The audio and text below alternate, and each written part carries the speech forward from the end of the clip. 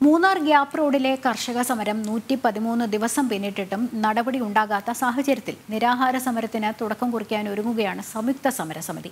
ഈ മാസം 10-ാം തീയതി ദേവികുളം ആർടിഒ ഓഫീസിന് മുൻപിൽ റിലേ നിരാഹാര സമരം ആരംഭിക്കുമെന്ന് സംയുക്ത സമരസമിതി പറഞ്ഞു.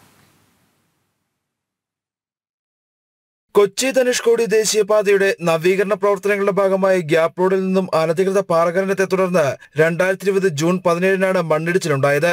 ദുരന്തത്തിൽ ഏക്കർ കണക്കിന് കൃഷിഭൂമി നഷ്ടപ്പെട്ടു. നാളിതുവരെയായി അർഹതപ്പെട്ട നഷ്ടപരിഹാരം കിട്ടാത്തതിനെ തുടർന്നാണ് ഗ്യാപ്പ് റോഡിൽ കുടിൽകെട്ടി സമരം നടത്തിയിരുന്നത്. രാപ്പകൽ സമരത്തിൽ പരിഹാരമുണ്ടാകാത്തതിനെ തുടർന്ന് ദേവികുളം ബ്ലാക്കാടിന് സമീപത്തുള്ള ടോൾ പ്ലാസയിൽ സമരക്കാർ കഞ്ഞിവെച്ച് മറ്റൊരു സമരം ആരംഭിച്ചിരുന്നു. നഷ്ടപരിഹാരം ആവശ്യപ്പെട്ട കുടുംബങ്ങൾ ദിവസങ്ങളോളം സമരം നടത്തിയെങ്കിലും അധികൃതരുടെ ഭാഗത്തു നിന്നും യാതൊരുവിധ നടപടികളും ഉണ്ടായില്ല. ഈ സാഹചര്യത്തിലാണ് സമരമുറ മാറ്റാൻ സമരസമിതി തീരുമാനിച്ചിരിക്കുന്നത്.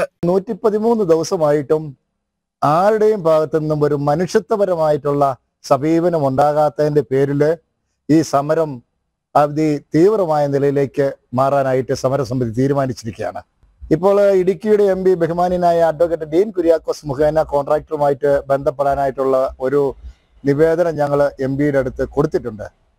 അദ്ദേഹം കൂടി ഇടപെട്ടിട്ട് ഇതിന് പരിഹാരം ഉണ്ടാകുന്നില്ല എങ്കിൽ 10-ാം തീയതി മുതൽ ഐക്യ സമരസമിതിയുടെ നേതൃത്വത്തിൽ ഈ കർഷകരെ എല്ലാവരെയും അണിനിരത്തിക്കൊണ്ട് ആർടിഒ ഓഫീസിന് മുമ്പിൽ ഞങ്ങൾ നിരാഹാര സമരം ആരംഭിക്കാനായിട്ട് തീരുമാനിച്ചിരിക്കുകയാണ്.